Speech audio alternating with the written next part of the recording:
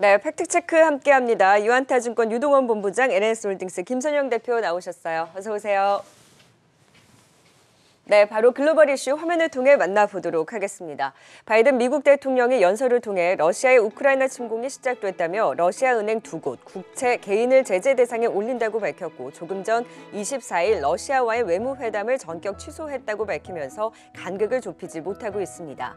여기에 러시아 상원도 푸틴 대통령의 파병 요청을 승인하며 긴장을 고조시켰고 유럽도 러시아의 금융 자금 조달 제한 등 제재에 나섰고 독일은 러시아와 있는 해저 천연가스관 노르트스트럼 2의 이런 승인 절차를 중단하면서 천연가스 가격 상승과 브렌트유 100달러에 육박하는 등 7여년 만에 최고까지 치솟았습니다. 자, 모든 시선이 러시아 사태에 쏠려 있습니다만 지표는 좋았습니다. 미국의 2월 제조업 그리고 서비스업 PMI가 모두 전월 대비로도 개선됐고 오미크론 확산이 진정되면서 예상을 웃돈 호조를 보였습니다. 개별 이슈입니다. 소프트뱅크가 자사주 매입 등을 위한 현금 확보를 위해 중국의 알리바바의 지분을 줄일 것이라는 분석이 나왔습니다. 네, 글로벌 이슈 러시아 사태를 살펴보지 않을 수가 없죠. 유가가 지금 WTI도 장중에 5%까지 급등을 했다가 좀 줄이면서 마감을 했고 브렌트유는 거의 100달러에 육박을 하고 있습니다. 이런 에너지 가격 상승이 산업 전반적인 미친 영향 어디까지 봐야 될까요? 네. 자, 말씀하신 대로 지금 푸틴 러시아 대통령이 전체적으로 지금 평화 유지 명분으로서 러시아 군을 투입하기로 결정을 하다 보니까 우크라이나에 대한 러시아의 명백한 주권 침해 또 국제법 위반이라는 얘기를 하면서 이 제재가 이렇게 일어나고 있습니다. 이렇게 제재가 일어나게 되면은 지금 차트를 한번 볼게요. 러시아의 천연가스 수출 부분인데 이게 15 큐빅미터 단위인데요. 상당히 높습니다. 네. 거의 상당히 부분이 유럽 쪽으로 가고 있기 때문에 이렇게 되면은 러시아 같은 경우에 경제 규모의 70% 정도가 석유라든지 천연가스라든지 이 화석 연료 에너지 수출 부분이 중요하게 영향을 미칩니다. 그래서 이런 부분들이 공급 차질로 연결이 되면 유가가 급등을 할 수 있다라는 얘기를 좀 계속 해오고 있는 거죠. 네. 뭐 일부에서는 유가가 150달러도 갈 수 있다. 뭐 이런 얘기까지 하고 있습니다. 그래서 뉴스에 나온 내용을 보면은 배럴당 말씀하신 대로 WTI 기준으로 95달러를 돌파하기도 했고요. 천연가스가 4.7불까지도 올라가기도 했습니다. 그렇지만 우리는 이 부분을 좀 장기적으로 놓고 보셔야 될 것 같다라고 말씀을 드리겠습니다. 이 차트가 좀 복잡하게 보일 수는 있지만 이 WTI의 과거의 추세를 한번 보시면 네. 왼쪽에 굉장히 큰 폭의 상승이 일어났죠. 이게 이제 2000년 닷컴 버블 이후에 산업재 버블이 일어나면서 20달러부터 150달러까지 급등을 하는 모습을 보여줬었습니다. 그만큼 설비 투자가 굉장히 많이 일어나면서 네. 공장 가동이 많이 일어났었고요. 그렇지만 너무나 많은 이 설비 투자가 들어왔기 때문에 또한 이 금융위기 때문에 중국 쪽에서 또 과잉 투자를 했어요. 그러다 보니까 유가의 공급 과잉 부분들이 충분히 있었고 따라서 장기적인 박스권이 만들어지면서 하향 조정이 되는 모습 보여줬습니다. 그렇게 20달러까지도 하락하기도 했죠. 그래서 게다가 이제 코로나19가 터지면서 일시적으로는 선물 마이너스. 기준으로 마이너스까지도 가기도 했었습니다. 자, 그렇지만 지금 현재 시점에서 보시면은 결국 유가가 재상승 구간에 진입했다라는 얘기를 할 수 있겠고요. 그 이유는 4차 산업혁명에 따른 이 전력 소비 증가가 일어나고 있고 여기다가 또 탄소 배출 제로 정책이 지금 만들어지고 있기 때문에 네. 결국은 수요 공급 부분에 있어서 좀 걱정을 하고 있는 부분이 있습니다. 그렇지만 우리가 좀 잘 생각해 봐야 될 부분은 아무래도 글로벌 설비 투자가 얼마나 일어나고 있느냐 이런 부분인데 지금 최근까지 나타나고 있는 현상은 이 투자 사이클에 있어서 이 IT 설비 투자는 크게 일어나고 있는데 전체적인 어떤 구에너지라든지 설비 투자 부분은 그렇게 증가율이 오히려 마이너스로 나오고 있다는 말씀을 드리겠습니다. 그래서 결론을 좀 내려드리자면 신경제의 성장 속도가 빨라질수록 에너지 수요는 지속적으로 늘어날 것이지만 생산성이 같이 늘어나기 때문에 네. 이 에너지 가격의 상승을 어느 정도 감당 가능할 수 있는 환경이 일어날 수 있다라고 말씀을 드리고 있습니다. 자, 그래서 우리가 지금 글로벌 투자를 하는 데 있어서 에너지가 중요한 건 당연하기 때문에 네. 글로벌 포트폴리오의 약 한 4분의 1 정도를 에너지 관련주로 들고 가자라는 얘기를 했었습니다. 관련주에 있어서도 구에너지, 석유, 화석 연료 에너지가 있겠고 네. 또 두 번째는 아무래도 신재생 에너지가 있습니다. 네. 그래서 우리가 지금 현재의 포트폴리오 구성은 이 구에너지를 20%, 신재생 에너지를 80% 들고 가는 전략을 말씀을 드렸습니다. 그렇지만 이 얘기는 1년 전에도 말씀을 드렸는데 어떻게 보면 제가 좀 틀렸었던 부분인데 과거의 1년을 놓고 보면 반대로 구에너지를 80%, 신재생 에너지를 20% 들고 가는 전략이 더 맞았겠죠. 차트를 한번 보시면은 대표적인 석유 에너지 XOP가 지난 1년 동안에는 100%의 주가 상승률을 보였다. 근데 반대로 신재생 에너지는 똑같은 기간에 마이너스 50%의 하락을 했다.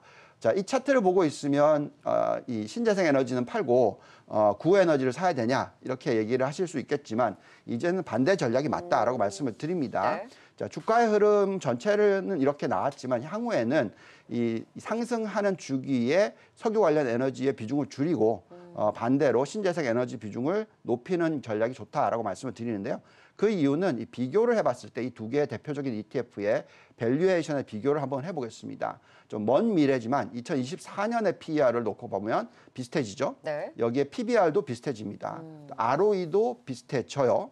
중요한 것은 그 2024년의 이익 증가율이 어떻게 되는지 보시면 완전 반대죠. 네. 예, 오히려 석유 에너지는 마이너스인데 신재생 에너지는 100% 증가할 것이다. 자, 이렇다 보니까 결국 앞으로의 미래 성장성을 놓고 보면 밸류에이션 상도 그렇고 주가의 상승 여력이 석유 에너지 관련 쪽은 47%인데 신재생 에너지 쪽은 117%다라는 것입니다. 그래서 이 관련해서는 점차적으로 석유 에너지 비중을 줄이면서 그리고, 신재생 네. 에너지를 늘리는 전략이 적절하다라고 말씀을 드리겠습니다. 네, 지금 짚어주셨다시피 사실 이제 이란 핵합의에 대한 기대감도 있지 않습니까? 그럼 유가를 어느 정도 잡아주면 유가가 상향 안정화되는 그 흐름과 맞물려서 이제 올라 있는 석유에너지 쪽의 비중은 점점 이제 줄여나가고 네, 그것을 또 급할 필요 신재생 에너지 쪽은 빠져 있는 데 따른 여기서 이제 점점 또 비중을 늘려나가는 전략을 여전히 또 유지를 해주셨습니다. 자, 이번에는 두 번째 개별 이슈 소프트뱅크가 알리바바의 지분을 축소할 것으로 보인다라는 분석이 나왔는데 네. 이건 어떤 이슈인가요? 네. 자, 그 분석만 딱 보시면 투자를 어떻게 해야 되는지 정답이 나오죠. 네. 예. 지금 보시면 이제 일본 소프트뱅크가 이 알리바바의 지분을 줄일 것 같다라는 얘기가 있습니다. 지난 분기에 2천만 주를 매각을 했고요. 네. 추가 매각을 할 거다라는 그런 얘기가 나오고 있는데요. 이 소프트뱅크 같은 경우에는 지난해 약속했던 자사주 매입이라는 게 있습니다. 그게 올해 400억에서 450억 달러, 약 47조 8천억에서 53조 7천억 정도를 자사주 매입한다라는 얘기가 있지 않습니까? 그렇다면 당연히 소프트뱅크의 주가는 좋을 수 있겠죠. 네. 반대로 알리바바의 주가는 안 좋을 수 있지 않겠습니까? 자, 그래서 이런 부분에 있어서 앞으로 어떤 변화를 생각하셔야 되겠는데요. 소프트뱅크의 입장에서는 어떻게 이 자사주를 매입을 하려면 자금이 필요했는데 이번에 이 영국 반도체 업체인 암스의 엔비디아 매각이 실패를 했죠. 그렇기 때문에 다른 종목을 매각을 할 거다. 특히 이제 알리바바이지 않을까라는 생각이 듭니다. 자, 그래서 우선 알리바바의 어떤 밸류에이션을 놓고 말씀을 좀 드려보면은요. 지금 현재의 PER이 14.6배 정도 되고요. PBR이 3배 정도 되고 ROE가 14% 정도 됩니다. 저희가 잔존가치 모델상으로 돌려보면 상승 여력이 한 10% 정도, 많이 봐야 30% 이상 정도가 나옵니다. 자, 그만큼 이 주가는 어떻게 보면은 이 시장 점유율이 중국 내에서 내수시장 시장 점유율이 25%가 넘어요. 네. 그래서 이 반독점 관련된 이슈도 걸려 있고 상승 여력도 상대적으로 좀 낮아 보이기 때문에 이쪽에 대한 차익 실현을 하는 게 좋지 않나라는 네. 말씀을 드리겠고요.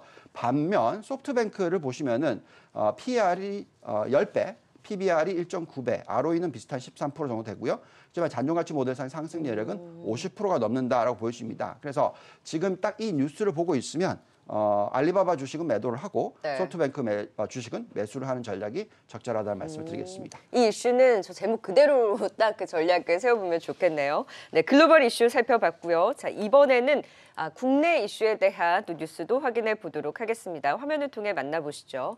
네, 하이브가 어제 장 마감 이후 BTS의 힘을 보여준 호실적을 발표했습니다. 지난해 매출 전년 대비 58% 증가한 1조 2,577억 원을 기록하면서 엔터사 최초 연매출 1조 원을 돌파했습니다. 신세계 인터내셔널이 유통 주식수 확대를 위해 한 주당 가액을 5,000원에서 1,000원으로 액면 분할을 결정했습니다. 다음 달 주총 승인을 거쳐 4월 11일부터 적용될 예정입니다. 자, 결국 증자가 나왔습니다. 티웨이 항공이 운영 채무 상환 자금 조달을 위해서 1,190억 원의 규모 유상 증자를 단행한다고 밝히면서 시간외 하락했습니다. 주식 먹튀 논란을 막기 위해 금융위가 의무 보유 제도를 개정해 다음 달부터 신규 상장 기업 임원은 상장 직후 스톡옵션을 행사해 주식을 취득하더라도 6개월간 이를 처분할 수 없게 됩니다. 네, 자, 이슈 짚어보도록 하겠습니다. 첫 번째 이슈로는 이제 종목 이슈들이 굉장히 많이 나왔어요. 이런 가운데 지금 실적도 좋게 나온 기업도 있고 전반적으로 이슈가 많은데 액면 분할에 대한 이슈를 가진 신세계 인터를 좀 체크를 해볼까요? 네, 일단 말씀하신 대로 어저께 신세계 인터내셔널은 이사회를 열고 액면 분할 의결을 공시했습니다. 다음 달 주주총회 승인을 거쳐서 이제 4월 11일부터 적용될 예정이라고 하는데요. 액면가는 현재 5,000원인데 이거를 1,000원으로 바꾸고 액면가를 5분의 1로 분할을 합니다. 나눠가지고 발행 주식수는 5배가 증가하게 돼 있고요. 일반적으로 시가총액 계산할 때 이제 발행 주식수와 현재가를 곱하는데 액면을 5분의 1로 분할하게 되면 발행 주식수는 5배로 증가하고 주가는 5분의 1로 줄어들게 됩니다. 따라서 시총은 유지가 되는 거고요. 일단 이 효과는 예전에 삼성전자를 한번 생각해 보시면 될 것 같아요. 삼성전자 같은 경우는 예전에 이제 주식의 50분의 1 수준이잖아요. 상대적으로 비싼 주가를 50분의 1로 낮추면서 누구나 매수할 수 있는 국민주화 시켰는데 이렇게 되면 조금 더 원활하게 거래량이 나올 수 있는 효과는 분명히 있습니다. 참고로 지난 8일 날 보통주 한 주당 1,500원 현금 배당 결정했었고요. 그리고 연간 영업이익의 10%를 주주 환원 재원으로 이제 사용하기로 하는 등 주주 친화 정책을 최근에 많이 좀 발표를 하고 있습니다. 추가적으로 광주 신세계도 같은 5,000원으로 이제 5,000원을 1,000원으로 액면 분할 공시를 결정했고요. 실적 같은 경우는 4분기 기준으로 봤을 때 매출액이 9.7%, 영업이익이 73% 증가했습니다. 이에 따라서 신세계 인터내셔널 두 종목 모두 리오프닝 관련주로 여러분들 관심을 좀 계속 가져보시면 좋을 것 같다라는 말씀을 한 번 더 강조해드리겠습니다. 네, 리오프닝주로서 신세계 인터내셔널은 특히나 또 실적까지 잘 나오면서 최근에 선박을 해줬는데 지금 액면 분할 이슈까지 나온 만큼 이제 양사 모두 또 긍정적인 분석을 주셨습니다. 자, 마지막 뉴스로는 스톡옵션 6개월 처분 제한한다라는 이슈가 나왔습니다. 이제 소액 투자자들도 좀 보호를 받을 수 있을까요? 네, 뭐 대선 기간이라 그런지 평소와는 다르게 이런 정책들이 우리 개인 투자자들을 신경 써준 정책들이 굉장히 많이 나오고 있는데요. 전일 금융위가 신규 상장 기업의 임원들의 주식 의무 보유 강화 방안을 발표했습니다. 금융위원회는 카카오그룹사 경영진이 상장 직후에 스톡옵션 행사하고 매도하면서 주가를 하락시켜서 많은 분들의 이제 공분을 샀죠. 이에 따라서 대처 방안으로 발표했다 보시면 될 것 같고요. 이 방안에 따르면은 이제 앞으로는 상장 이전에 부여받은 스톡옵션이 상장 이후에 행사할 경우에는 의무 보유 대상 기간에 포함이 됩니다. 참고로 지금까지는 이제 상장 전에 행사해서 주식을 바꿔놓으면은 이제 대상에 포함되지 않았었는데요. 일단 거래소 상장 규정 개정안이 다음 달에 증선이 승인을 거쳐서 바로 시행이 될 거라고 합니다. 현재는 6개월로 대부분 선정이 되어 있는데 최대 주주 및 임원 등 의무 보유 대상자별로 해서 6개월에서 길게는 2년 6개월까지 차등 설정하도록 유도할 예정이라고 하고요. 목적은 역시 소액 투자자 보호입니다.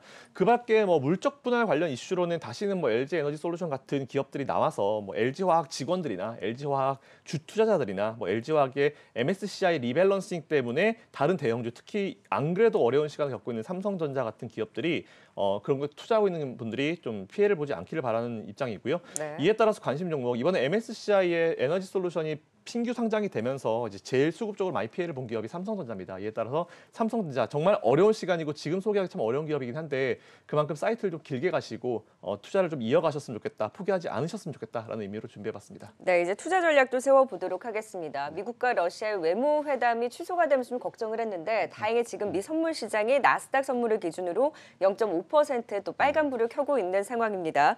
투자 전략 어떻게 가져가 볼까요? 네. 자, 솔직히 지정학적 리스크에 대한 분석은 불편합니다. 전쟁이 일어난다면 수많은 사망자가 나오기 때문에 국제사회가 이것만큼은 막아야 되겠다고 생각이 들고요. 그렇지만 만약에 인명피해가 없이 해결이 된다면 시설 파괴가 없다면 지정학적 리스크는 이 리스크가 사라지는 순간에 좋은 투자 기회를 가지고 온다라고 말씀을 드리겠습니다. 자, 이런 상황에서는 결국 펀더멘털을 들여다볼 수밖에 없고요. 우리가 지금 코스피라든지 코스닥 같은 경우에 최악의 시나리오를 전에도 말씀드렸는데 네. 그걸 반영을 하더라도 코스피 2,700선, 코스닥은 870선이 그런 숫자를 보여줍니다. 그래서 펀더멘털적으로 충분히 이 매수를 할 수 있을 만한 구간이다라고 말씀을 드리겠고 또 기본적으로 펀더멘털이 튼튼한 기업을 골라내고 공부를 하는 시간이 필요하다는 말씀을 드리겠습니다. 네, 미국의 정규 시장이 아니라 선물 시장의 흐름을 우리 시장 좀 따라가줬으면 좋겠습니다. 국내 전략은 어떻게 세워볼까요? 지금은 시장을 좀 냉정하게 바라볼 필요가 있습니다라고 준비해봤는데요. 불과 얼마 전까지 한 2, 3주 전만 하더라도 우리가 제일 많이 신경 썼던 게 인플레이션 관련 이슈였잖아요. 그래서 네. 만일 러시아 관련 이슈가 없었으면 오늘같이 미국에서 경제 지표가 잘 나왔으면 분명히 또 3월 달에 금리 인상 하겠다, 뭐 50bp 하겠다는 얘기 엄청 많이 나올 거예요. 근데 어제 기준으로 이제 25bp 올리는 가능성이 거의 90%에 육박을 했거든요. 근데 지금은 이 이슈는 아무도 신경 안 씁니다. 오히려 이런 부분들을 덮어버리고 러시아 관련 이슈가 이제 돈바스에 대한 이슈가 나오고 있는데 일단 돈바스 여러분들 아마 2, 3주 전에는 돈바스란 지역이 있는 줄도 모르는 분들이 굉장히 많으셨을 거예요. 제가 네. 드리고 싶은 말씀은 인플레이션을 덮어버리는 이 정도 이슈가 나오긴 했는데 오히려 이런 그 과거에 한 2, 3주 전만 하더라도 우리가 신경 썼던 이런 악재들이 지금은 오히려 호재성 이슈들이 되게 많이 나오고 있다는 부분을 네. 좀 체크하시면 될 것 같습니다. 어쨌든 오늘도 잘 버텨내시길 바라겠습니다. 세계사 공부 제대로 했죠. 두 분과 함께 또 투자 전략까지 도움 말씀 들어봤습니다. 유한타증권 유동원 본부장, NS홀딩스 김선영 대표였습니다. 고맙습니다.